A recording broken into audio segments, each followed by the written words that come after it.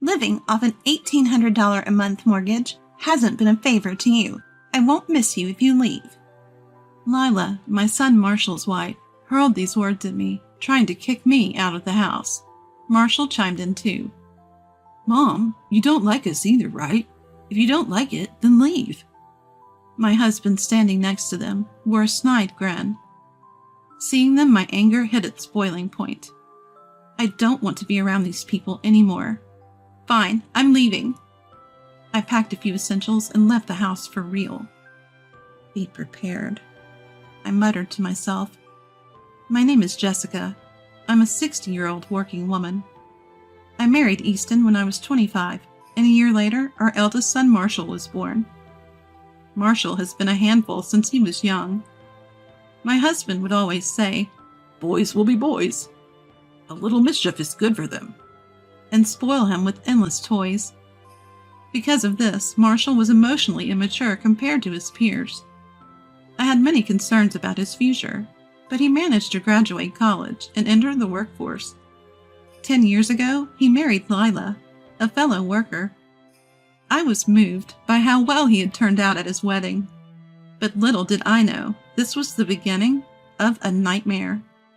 Actually, when talk of Marshall marrying Lila came up, a house was bought under my name. It was Marshall's idea. "I want to live with you and Dad. You're both getting older, and life might get tough. Let's live together before that happens. It's better to have someone around who can help. Lila agrees too." Touched by Marshall's thoughtfulness, I said, "Thank you. If that's the case, let's live together." My husband seemed pleased too. But the issue was, where would we all live? At the time, my husband and I were living in a condo, and Marshall was on his own in an apartment. Lila also had a small apartment. It was cramped everywhere for the four of us to live. Then Marshall came up with an idea. "So why don't we just buy a house, Mom? You can take care of the mortgage every month." Wait, so we're all living there, but I'm the only one paying? "Don't worry, Lila and I will cover other living expenses. You just need to handle the mortgage, Mom." I agreed to Marshall's request. The monthly mortgage was $1,800, and I've been paying it for 10 years without issues. Living in the house was comfortable, and everyone got along. We all had jobs, and our family savings were adding up nicely. But a year ago, I discovered $3,000 missing from our savings. I was looking at the statement and was shocked because I hadn't heard anything about it beforehand. When I asked the family, it turns out Lila was the reason. "Actually, I used it to buy a designer bag I've always wanted. I apologize for not discussing it beforehand." Lila seemed genuinely sorry, so I just said, "All right, just let me know next time you're making a big purchase." But Lila's spending spree didn't stop there. She kept buying luxury items, depleting our savings. Even when I warned her. Lila's bad spending habits only got worse, and so did her attitude. "I have stress too, you know. What's the harm in a little shopping?" she would retort, and refused to stop her wasteful spending. For some reason, Marshall and my husband sided with Lila. Marshall was particularly harsh. "Lila's having a tough time at work. Cut her some slack." My husband joined in, criticizing me. "We're family. Understand her. No need to make a fuss just because the savings dropped a little." However, Lila was spending tens of thousands a month on luxury items. I warned them that at this rate, we'll run out of savings. I tried to bring it up, but the other three just kept saying, "We can just save up again." What's worse, my husband and Marshall started joining Lila in her reckless spending. When Marshall brought home a wristwatch that cost more than $10,000, I, seriously, felt dizzy. "What's gotten into you all? We're going bankrupt." My pleas fell on deaf ears. Then Marshall dropped a bombshell. "I actually enjoy seeing you struggle, Mom. I've always disliked you. I thought living off your money would be enough, but now I want to see you suffer more. Buying luxury items with your money killed 2 birds with 1 stone." I was speechless. Seeing my reaction, Marshall laughed out loud. What's with that face? This is all your fault, Mom. Then my husband chimed in. I thought Marshall was getting the short end of the stick too, never getting the stuff he wanted, living a life full of sacrifices. So I was on board with the plan to make you buy a house.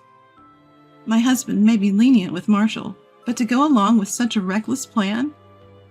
Just to be clear, I've never been unreasonably strict with Marshall. I've only emphasized basics like greeting people properly and meeting deadlines. I even bought toys for birthdays and Christmas. I thought he would understand once he became an adult. I never imagined he'd resent me for it. I broke down in tears, but the three of them just laughed.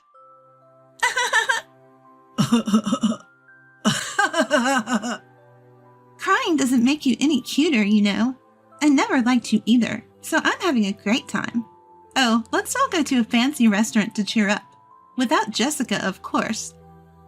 Lila said that, and Marshall and my husband agreed without a second thought.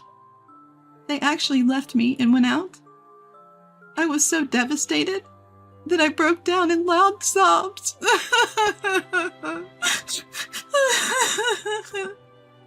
Revenge from the family I had always trusted was not something I could easily accept. After that, I tried to talk it out with my family. I wondered if we could reconsider and start over.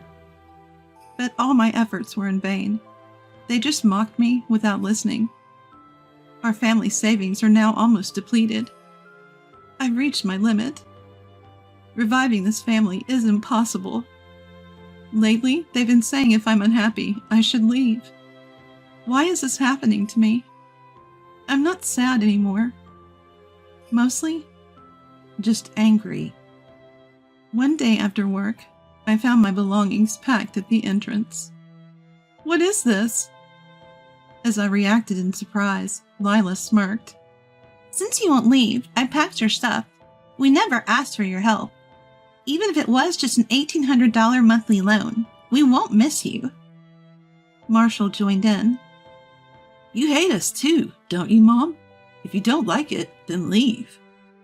My husband just stood there with a sarcastic smile. Finally, my rage hit its peak. I don't want to be with these people anymore. Fine. I'm leaving. With that, I took only the bare necessities and actually left the house. Get ready, I muttered to myself. I explained the situation to a friend over the phone and stayed with them until I found a new place. But I wasn't going to let them get the last laugh. I planned and executed my revenge. Sometime after I left, I got a call from Marshall. Mom, something bad happened. Some guys came to the house and said it's been put up for sale and we need to leave. I couldn't help but laugh, because I'm the one who put it up for sale.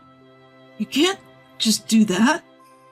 Marshall was angry, but I thought the one being unreasonable was him. I bought that house in my name and paid all the loans, so I can sell it if I want. I even prepaid the entire loan, so don't worry about that. You should vacate soon. I hung up after saying that. I had been kicked out of the house abruptly, so those three have no right to complain if they've lost their home too. I felt a little relieved, but my revenge was far from over. The next day, I called my husband. Hello, can we talk? Where are you right now? Don't ask where I am. We're in the middle of an unexpected move. It's hectic. I'll call you later. My husband angrily hung up the phone. It was funny to see him flustered, but I hadn't conveyed my message. I sent a message saying we had important things to discuss and asked him to spare an hour. I got a reply 2 weeks later saying the move was done and to come to the new place. Well, finding a place and moving takes time. I arrived at the specified address and found a rundown wooden apartment. Compared to our old house, it was pitiful. My husband appeared when I rang the doorbell at apartment 103. He looked exceptionally grim. Upon entering, Marshall and Lila were also sitting there with grim expressions. "Oh, what's with those faces? But what a lovely home you have here." Ignoring my sarcasm, my husband weakly said, "Never mind that. What did you want to talk about?" I pulled out the divorce papers. "I want to sever ties with you. We're getting divorced." Upon hearing this, my husband's face turned pale instantly. "Wait a minute. We can't afford a divorce. We have no money. What will happen if you leave too?" "I don't care what happens to you. I'm not your ATM. 3 adults should be able to earn a living." The 3 of them exchanged troubled looks. My husband began to explain. "Actually, Marshall and Lila were fired from their jobs." "What? When were they fired?" It was information I hadn't expected. "Lila 3 months ago, and Marshall about a month ago. They had bad attitudes and were troublemakers, and we had no savings, so losing their incomes hurt us badly. Plus, we only found out they were fired when we chose a new place. They kept it a secret and pretended to go to work." Marshall chimed in, showing no remorse. "When they say bad attitude, it's just stuff like ignoring deadlines and not greeting people." Since they were kids, I've always told them to meet deadlines and at least have the courtesy to greet people properly, and yet Lila was no different. "I only slept during meetings and threw coffee at my noisy boss, and yet they suddenly fired me? How unfair." That's when I decided to cut ties. "Marshall and Lila, what you did could easily get you sued. I'm cutting ties with people who can't understand this even in their 30s. Now agree to the divorce. I won't be giving you any assets."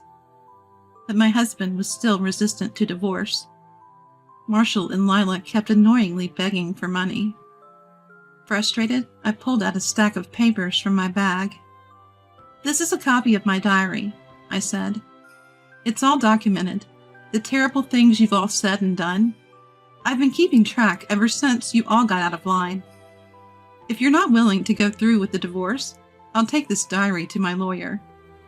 Is that what you want?" The word lawyer seemed to spook my husband, who quickly changed his tone.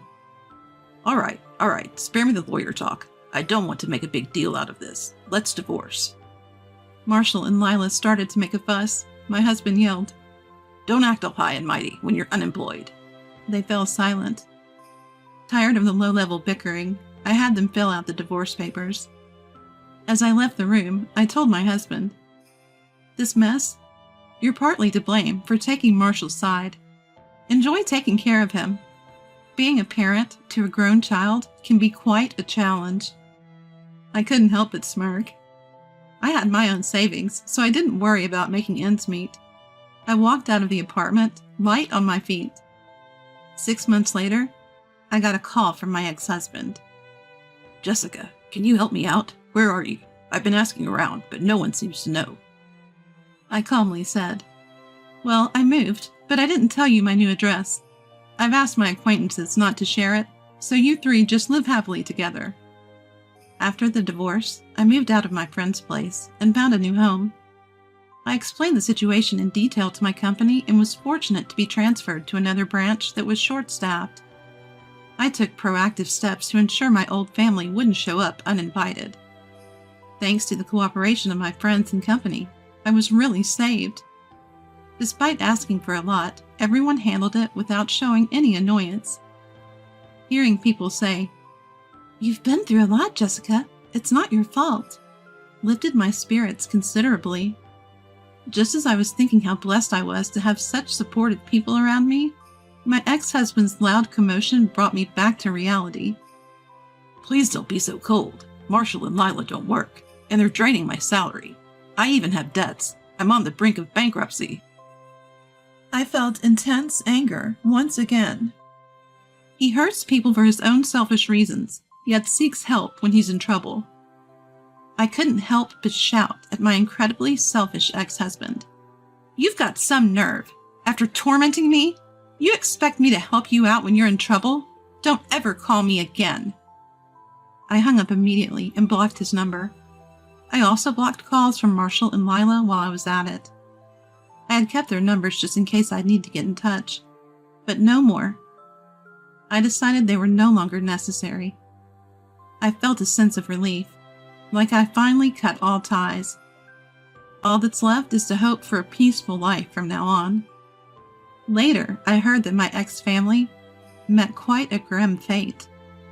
My ex-husband grew sick of Marshall and Lila's wasteful habits and went missing soon after our last call.